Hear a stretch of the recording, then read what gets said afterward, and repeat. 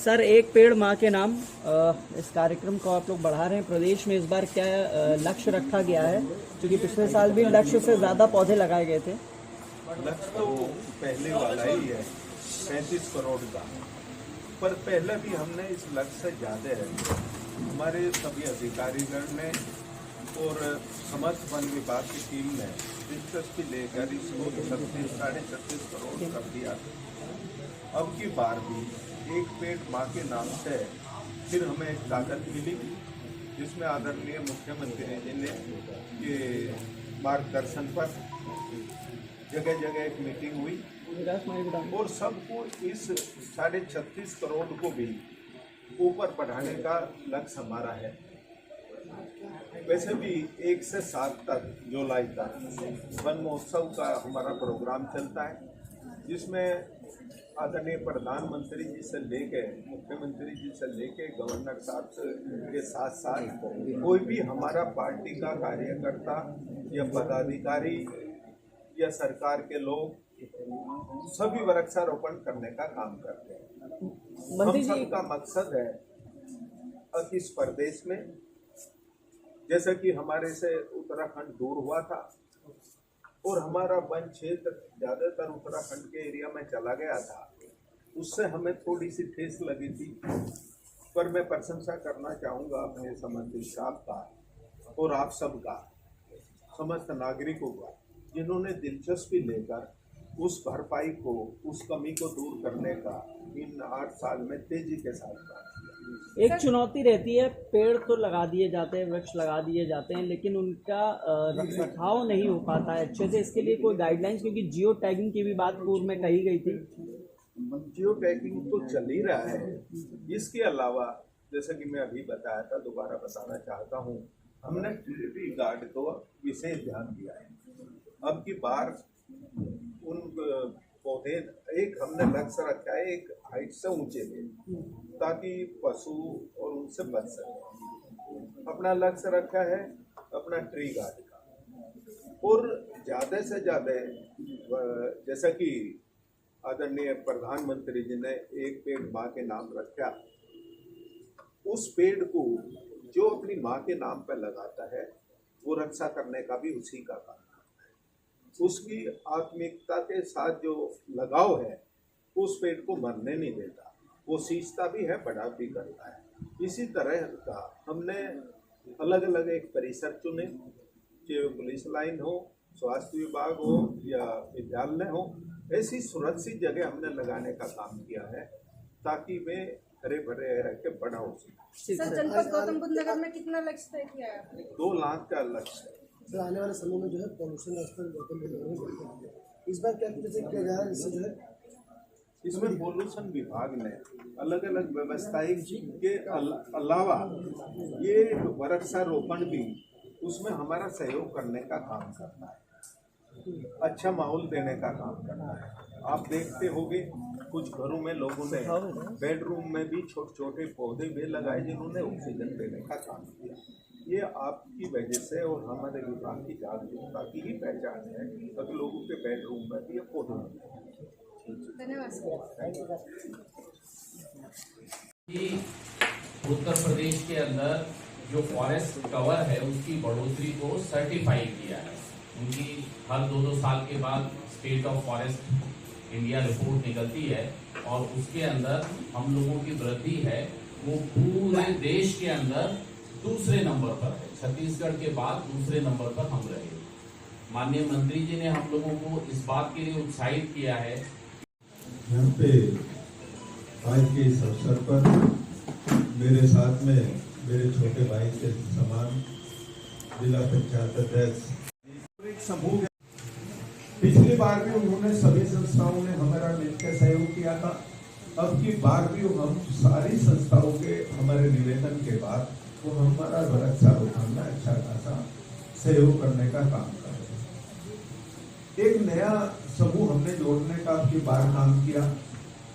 एक महिला समूह हमारे यहाँ पिछले दिनों जो भर्ती हुई है उसमें लगभग 300 कुछ अपनी लड़कियां, बच्चियां, महिला हमारे यहाँ भर्ती हुई उन सबको जिम्मेदारी दी गई उस समूह से जाके संपर्क करें, सभी महिलाओं से जाके संपर्क करें और ज्यादा से ज्यादा वृक्षारोपण करने का काम करें, ताकि उस टारगेट की परवाह न करते हुए हम केवल ये परवाह रखें कि हमारे प्रदेश की ज्यादा ज्यादा वृक्षारोपण के बाद हम पहले नंबर पर रहें और आने वाली पीढ़ी को हरा भरा माहौल मिले। यही हमारा मकसद है और यही मैं आपसे निवेदन करना चाहता हूँ कि आप हमारा इसमें सहयोग करने का काम करें। आपको कोई बात हो, जानकारी चाहते हो तो आप कोई प्रश्न पूछने हो तो माननीय मंत्री जी। इस बार गौतम बुद्ध नगर का कितना लक्ष्य है? 2 लाख का।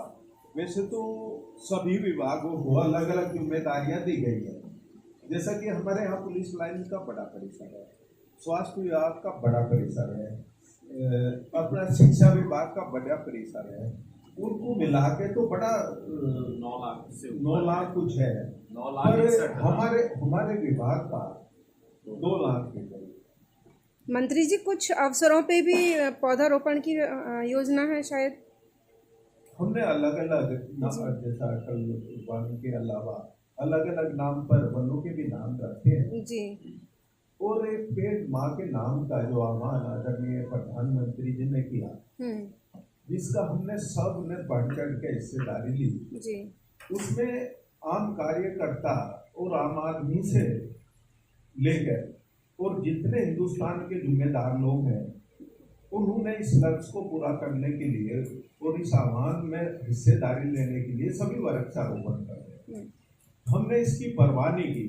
जैसा कि मैं लखीमपुर खीरी की बात कर रहा था, हमें समस्या बैठक हुई, हमने कहा कि ये नहीं देखना कौन की जाति की धर्म किस पार्टी का है, हमारा मकसद है वो हिंदुस्तानी है और उत्तर प्रदेश का है और उसमें बढ़ कर सबको हिस्सेदारी लेनी है। जब हम लखीमपुर खीरी गए थे और मीटिंग हुई थी उसमें 4 सांसद सभा गए, यानी ये जो प्रोग्राम है किसी व्यक्ति का नहीं, किसी पार्टी का नहीं, किसी का नहीं है, ये एक हिंदुस्तान और उत्तर प्रदेश के हर नागरिक का, ये मानते हुए हम। मंत्री जी, नवजात शिशुओं की माओं को भी आप पौधारोपण के लिए प्रोत्साहित कर रहे हैं, तो उनके साथ क्या कुछ दे रहे हैं उनको प्रमाण पत्र आदि? सर्टिफिकेट के साथ पौधा और पौधे के अलावा भी उन्हें भविष्य में उनका हमारा विभाग के लोग समय समय पर पता करते रहे, इसका हमने प्रोग्राम बनाया। सर्टिफिकेट भी देंगे, पौधा भी देंगे और साथ के साथ उनका मनोबल बढ़ाने के लिए, क्योंकि आप और हम जानते हैं ये लिस्ट हमारी सभी की सरकारी हॉस्पिटलों से ली गई है और उसमें कुछ आर्थिक रूप से ऐसे भी कमजोर माएँ या परिवार हैं जिनको हमारी राहत की जरूरत है, उन्हें हमें मनोबल भी बढ़ाने का हम। तो आपने इसमें सामाजिक संस्थाओं आदि को भी साथ में लिया है? बिल्कुल, कोई भी एक लंबी सूची है जी। कोई भी संस्था, कोई क्लब जैसे रोटरी क्लब या जो भी जी कोई नहीं बचा, कोई भी नहीं बचा। और हमने एक और निवेदन किया है, जब अपने विधायक हैं या जिम्मेदार जैसा भाई हैं, इनसे एक निवेदन किया है, आप 1% अपने निधि का एक ट्री गार्ड के रूप में लगाने का काम करें। सभी संस्थाओं से या फैक्ट्री मालिकों से हमने निवेदन किया है कि आप ट्री गार्ड देने का काम करें और अपना उसका प्रचार प्रसार के लिए अपना ही नाम लिखें। ये हमने मंत्री जी, दिल्ली में जो पूसा है, क्या उस तरह का यूपी में भी कोई प्रोजेक्ट फ्यूचर में बनाने की योजना है या चल रही है? देखो, अभी इन 8 सालों में हमने जो तेजी के साथ वृक्षारोपण किया है और आपके माध्यम से एक अच्छा माहौल हमें मिला है, उसका परिणाम आज ये है, अब जहाँ वो गुलदस्ते या स्मृति चिन्ह दूसरे रूप में हम दिया करते थे, आज लोगों ने पौधे देने का काम शुरू कर दिया, एक जागरूकता की पहचान। और आने वाले दिनों में जैसा कि आपने पूछा था जिक्र किया, समय के अनुसार कैसे हम आगे बढ़ सकते हैं, कैसे एक अच्छा माहौल ग्रीनरी का हम दे सकते हैं, उसके बाद समय के अनुसार हम बढ़ें। मंत्री जी, डेवलपमेंट के नाम पे चारों तरफ कंक्रीट के जंगल बनते जा रहे हैं। डेवलपमेंट के नाम पे चारों विकास तरफ के नाम कंक्रीट के जंगल बन रहे हैं, पेड़ काटे जा रहे हैं।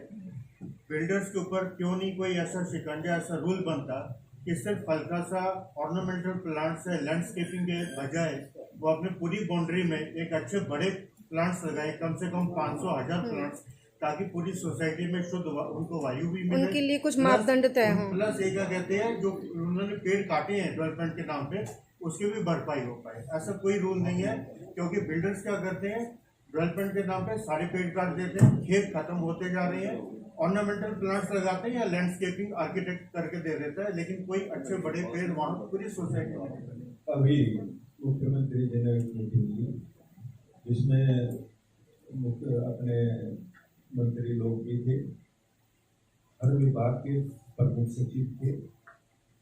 उसमें यही बात उन्होंने रखी, हमें प्राथमिकता है, जितने नेशनल हाईवे बने या अन्य कोई सड़कें बनी उनको लेना है, और साथ साथ जितनी नदियां हैं उनको हमें सबसे पहले लेने हैं। जहाँ पोल्यूशन के नाम पे ज़्यादा खराब स्थिति है, उन नालों को किनारे भी लेना है। ये सब उन्होंने रखा है, और ये भी टारगेट निर्धारित कर दिए, इतने आपको लगाने ही होंगे। वही आपकी वही बिल्डरों की रिस्क, आप नंबर हम सब लोग आपको बता देंगे, सब लोग जरूरत के अनुसार आप मुझे भी बता सकते हैं, बाकी मेरे जो टीम के लोग हैं उन्हें भी आप बोल सकते हो। ये निर्धारित किया गया है कि एक के बदले में 10 पेड़ लगाने ही होंगे। अब इसमें कोई चोरी करता है, और ये हमें ही नहीं, प्राइवेट बिल्डर को ही नहीं, जो सरकारी संस्थाएं हैं उनको भी, अगर उन्होंने यहाँ से हमें रेलवे में इतने पेड़ हमारे काटे हैं तो उन्हें इसके बदले में इस हिंदुस्तान में कहीं भी एक परिषद देना ही होगा, जिसमें उसकी भरपाई हम कर सकें। ये पहले से है। बिल्कुल सर, एक मैंडेटरी लॉ बन जाए ताकि उनको करना ही पड़ेगा, उसको एनफोर्स किया जाए, तभी हम इस सिचुएशन को हैंडल कर सकें। बिल्कुल बिल्कुल। और बाकी जैसे आप लोगों के समय हमारा आप सबके बैठने का या मुख्यमंत्री की मीटिंग लेने का या समीक्षा बैठक लेने का, जिसमें हम अपने सभी जनप्रतिनिधि को बुलाने का काम करते हैं, ऐसा मेरा या कहीं भी, तो हम आसपास के अपने सभी जनप्रतिनिधि की सूचना करें, जैसे राजेंद्र भाई की मैंने की। हमारा मकसद है इसमें कि उनके सुझाव हमें मिले, और उन सुझाव पे आपके सुझाव हमें मिले, जहाँ हमारी कमियां खामियां हैं उसे हम दूर करते रहें, और बेहतर कुछ करने का हम काम।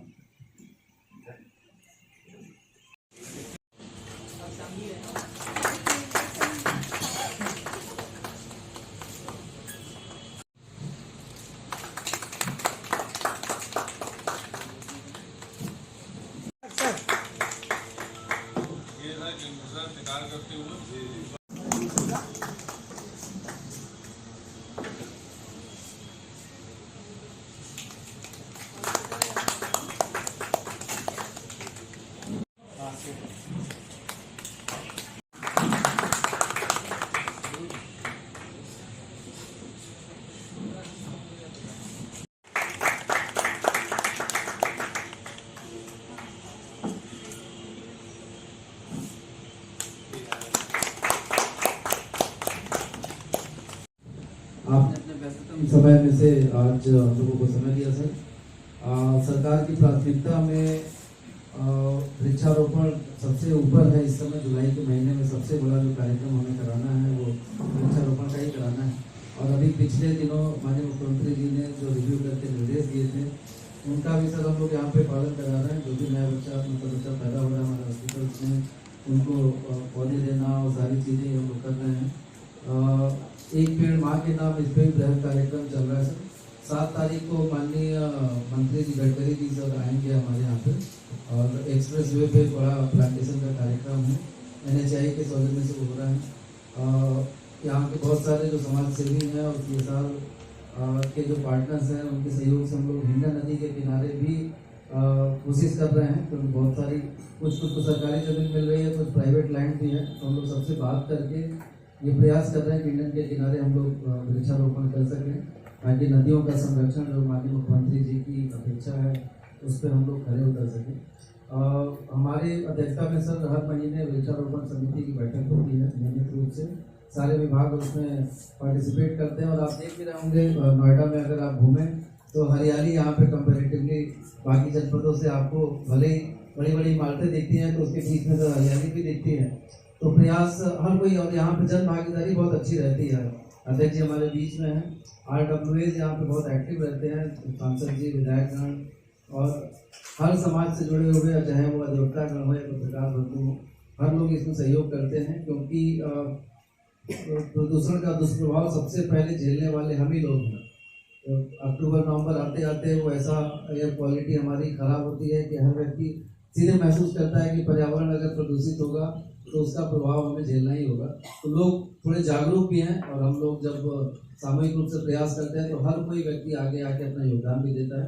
तो आपको हम लोग आश्वस्त करते हैं सर कि इस बार भी पिछले वर्षों की बात ही उससे ज़्यादा जितना लक्ष्य हमें मिलता है, 12 लाख 13 लाख का लक्ष्य हमें हर साल मिलता है, हम लोग हमेशा लक्ष्य से ज़्यादा प्लांटेशन करते हैं।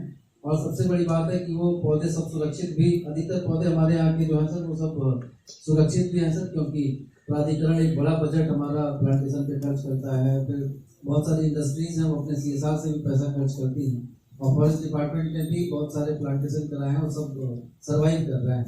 तो ये जो आपके आने से सर एक हमें नया मार्गदर्शन मिला, जोश मिला है, इसको सर हम लोग इस महीने अच्छे से वृक्षारोपण में इसका उपयोग करेंगे। और मैं अपने मीडिया के बंधुओं से भी अनुरोध करूंगा कि पर्यावरण पे वैसे भी आप लोग लगातार लिखते आए हैं, जागरूकता फैलाने का काम आप करते हैं।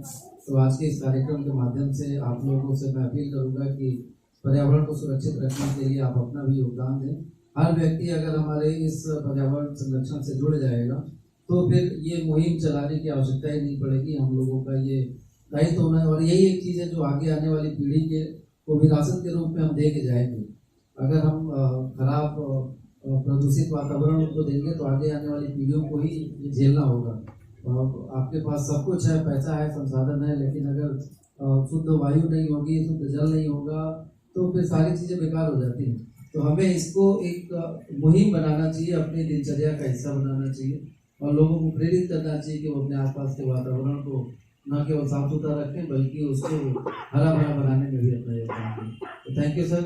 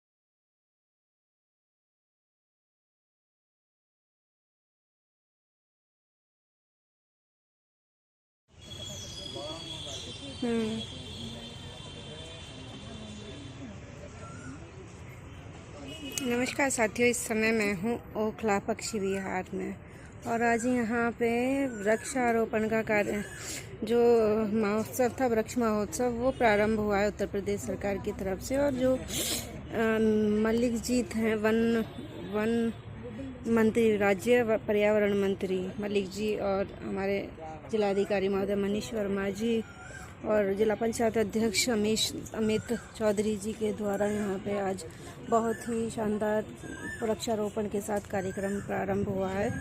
गौतम बुद्ध नगर जिले के लिए जो 2 लाख वृक्षों का यूपी सरकार ने लक्ष्य तय किया है, तो यहाँ पे बहुत ही भव्य कार्यक्रम हुआ आज का। और इस समय मैं बैठी हुई हूँ नौका में, जो काठ की नौका आप देख रहे हैं, काठ की नौका यहाँ पे मैं बैठी हुई हूँ। और आप पीछे का व्यू भी देख सकते हैं, सामने का भी देख सकते हैं। और ये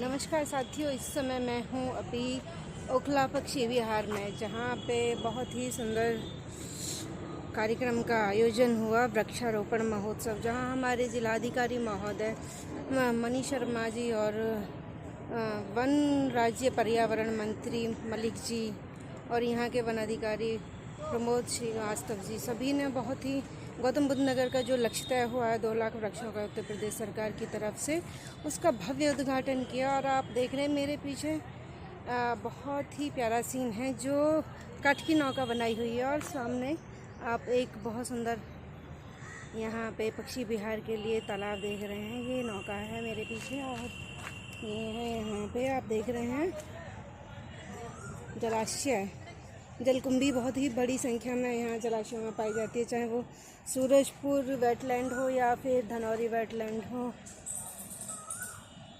या फिर कोई सा भी, चाहे पक्षी विहार हो, जलकुंभी बड़ी मात्रा में यहाँ पे पाई जाती है। और बहुत ही सुंदर सुंदर यहाँ पे पौधे पाए जाते हैं।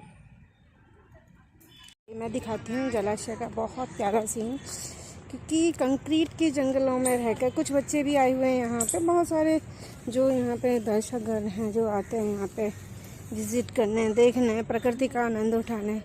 बहुत ही शानदार शानदार यहाँ पे आप देख सकते हैं। बच्चों कैसा लग रहा है आके? अच्छा लग रहा है। अच्छा लग रहा है। कहाँ से आए हो? हम हाँ। ये तो हिल रहा है। अच्छा, दिल्ली से ही हैं। ओके, तो ये आप देख रहे हैं जहाँ मैं खड़ी हूँ, ये थोड़ा सा झूल रहा है और थोड़ा सा रिस्की भी है, इसलिए संभाल कर यहाँ पर खड़ा होना पड़ेगा मुझे। बंधा हुआ है और मोबाइल भी संभाल के रखना पड़ेगा, क्योंकि तो चारों तरफ पानी ही पानी है। बहुत सुंदर व्यू है ना। पतिदेव आ रहे हैं धीरे धीरे और इनको बहुत तेज़ गर्मी लग रही है, झूल भी रहे हैं ये। और आप इधर खड़े हो जाइए, आपकी वीडियो बनानी है मुझे। फ़ोन पकड़ के रखना टाइटली, नहीं तो डिप कर गया ना तो हाथ भी नहीं आने का है बिल्कुल भी। वाह, गर्मी तो है थोड़ी सी, यहाँ थोड़े से ठंडे मौसम में आएंगे तो रुकने का आनंद अलग आएगा। आप देख सकते हैं, ये देखिए बच्चे यहाँ पे एंजॉय कर रहे हैं। नौका विहार का नौका बनी हुई है काठ की, बैठने के लिए सिटिंग।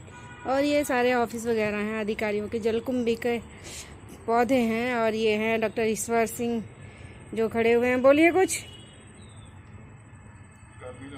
बस गर्मी लग रही है इनको तो, और ये प्रकृति का आनंद नहीं ले रहे गर्मी के चक्कर में लेकिन बहुत सुंदर व्यू है। ये देखिए, यहाँ पे देश विदेश से साइबेरियन पक्षी आते हैं। मैं जूम करके दिखाती हूँ, वो पक्षी जा रहा, अपने देश के भी और विदेश के भी बहुत बड़ी संख्या में, क्योंकि अभी गर्मी है। तो ये सर्दियों में जब आप आएंगे तो यहाँ पर बड़ी संख्या में साइबेरियन बर्ड्स जो होते हैं, माइग्रेटरी बर्ड, साइबेरियन तो एक पक्षी की जाति है जो माइग्रेटरी बर्ड होते हैं, वो यहाँ पे विदेशों से भी आ जाते हैं। और बहुत ही बड़ी संख्या में यहाँ पे बहुत सुंदर पक्षी आपको सर्दियों के समय में देखने को मिलेंगे। ओखला पक्षी विहार उत्तर प्रदेश, जो कि दिल्ली नोएडा बॉर्डर पे है। ये देखिए,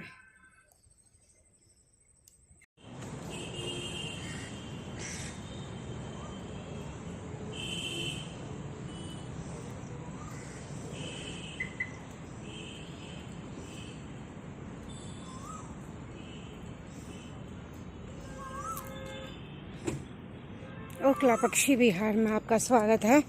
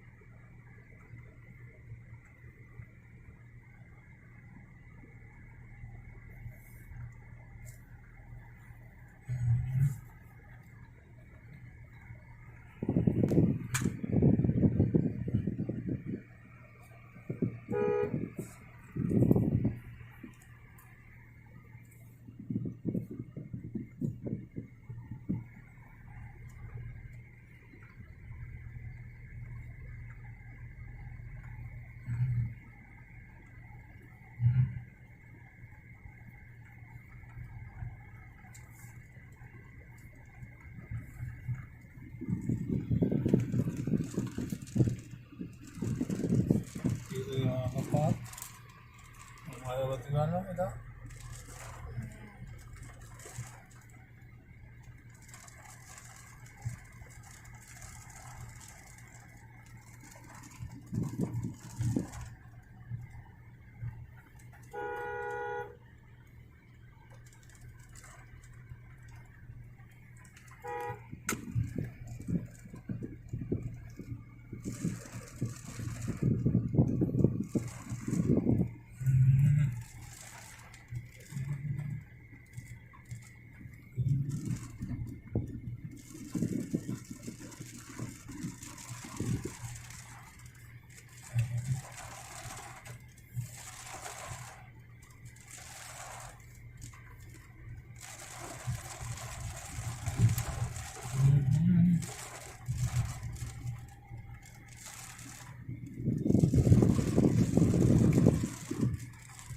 वाइपर मार देना।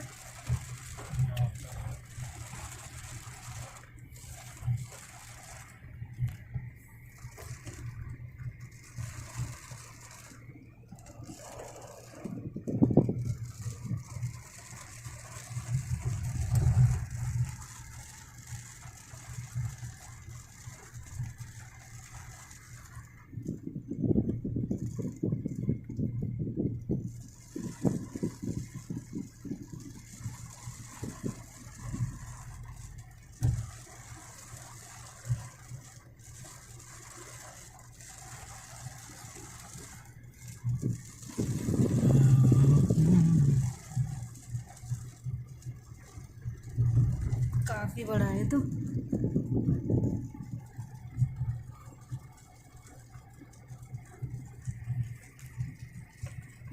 जलाशय।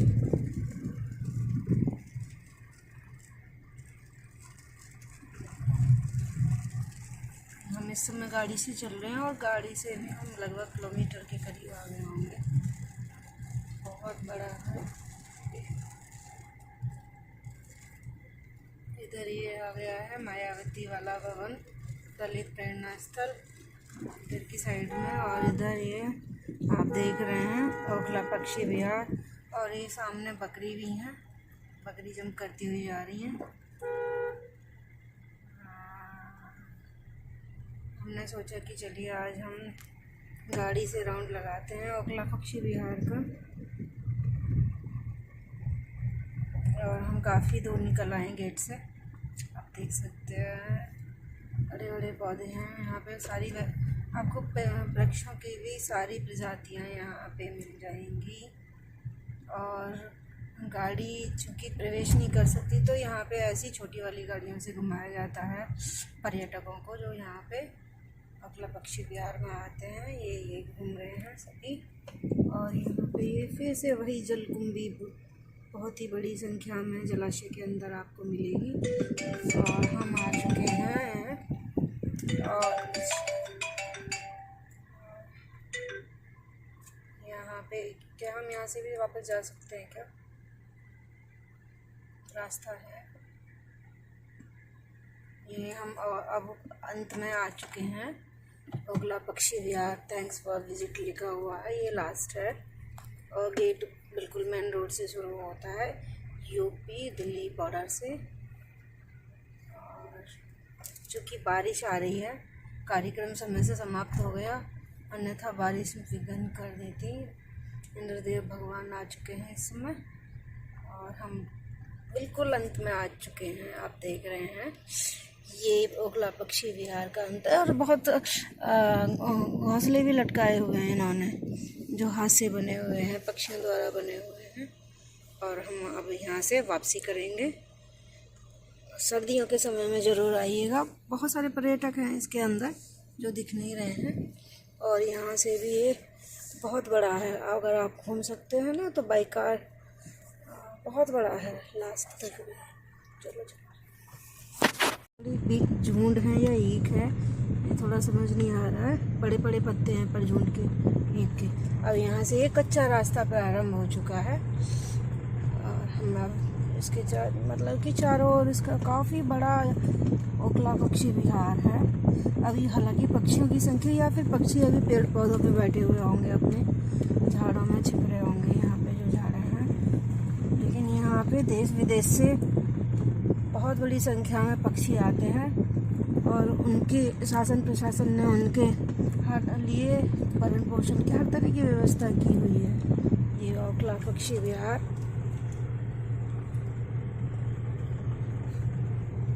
ये हमारा भारत वंदन न्यूज़ आप देख सकते हैं। इधर भी है, इधर भी बड़ी संख्या में लैंड है। ओखला पक्षी विहार की भूमि दी हुई है, बहुत बड़ी एरिया में है। आप देख सकते हैं बहुत बड़ा फील्ड है उधर, हरा हरा, बहुत आनंद आ रहा है। एकदम हरित हरियाली जो होती है ना, सावन की हरियाली जैसा बिल्कुल दिखाई दे रहा है सारा नज़ारा। बहुत सुंदर, बड़ी शांति मिल रही है। अद्भुत अद्भुत अद्भुत। आप आएंगे ना तो एकदम गांव जैसा महसूस होगा। और ये देखिए यहाँ पे ये अंदर नीचे जाने के लिए है ये रास्ता, वहाँ पे आप जा सकते हैं और वहाँ पे पक्षियों को देख के आनंद उठा सकते हैं। लेकिन अभी कोई पक्षी है नहीं उसके अंदर, जलाशय के अंदर सभी पेड़ पौधों पे अपने बैठे हुए होंगे। बहुत सारी प्रजातियों के माइग्रेटरी बर्ड आते हैं यहाँ पे। और ये गैया मैया भी हैं यहाँ। और मुझे लगता है दूध देने वाली मैया हैं इस समय। ये जलकुंभी तो बहुत ही सुंदर लग रही है। अब हम गोल घूमे थे गाड़ी को लेके और गोल घूमते घूमते हम आ गए हैं फिर से दूसरे छोर पर। बहुत सारी चीज़ें हैं देखने लायक यहाँ। कभी आए तो सर्दियों के मौसम में आए बस, क्योंकि सर्दियों में बहुत सारे पंछी यहाँ पे आपको मिल जाएंगे और बहुत सारी पौधों की प्रजातियाँ मिल जाएंगी। अब हम यहाँ मोक्षधाम तक भी पहुँच गए, वापस और हो ही। चलिए सबको प्रणाम कर देते हैं यहाँ पे। ये रहे बहुत सारे पक्षी। मोक्षधाम है नोएडा का मोक्षधाम आप देख रहे हैं। हम अंत तक आ गए हैं। सभी पुण्य आत्माओं को प्रणाम यहीं से। और हम वापस चल दिए हैं अब घूमते घूमते। आप देख रहे हैं पक्षी बीच बीच में भी दिखाई दे रहे हैं, कुछ पक्षी हमें यहाँ से।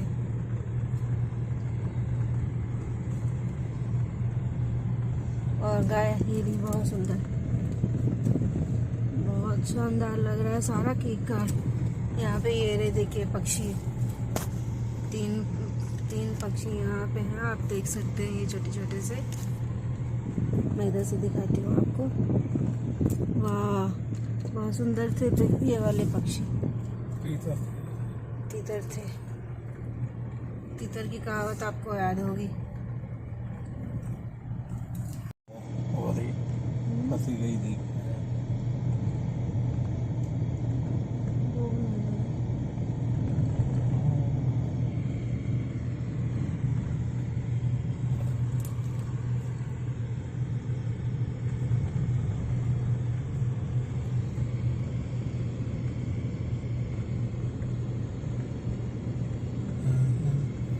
ओखला पक्षी विहार का शानदार व्यू। सर्दियों में आके आपको पक्षी भी दिखाएंगे। और ये कार्यक्रम प्रतिवर्ष होता है।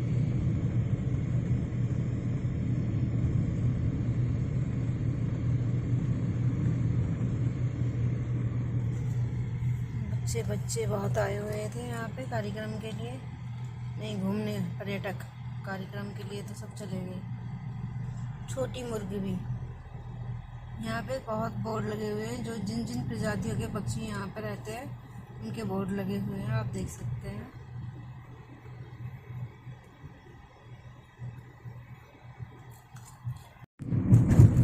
ये है विकसित भारत और विकसित गौतम बुद्ध नगर। हम नीचे चल रहे हैं यहाँ पे गाड़ी में, सड़क पर, और ऊपर आप देख रहे हैं मेट्रो ट्रैक। अब मेट्रो जा रही है, यहाँ से देख सकते हैं आप।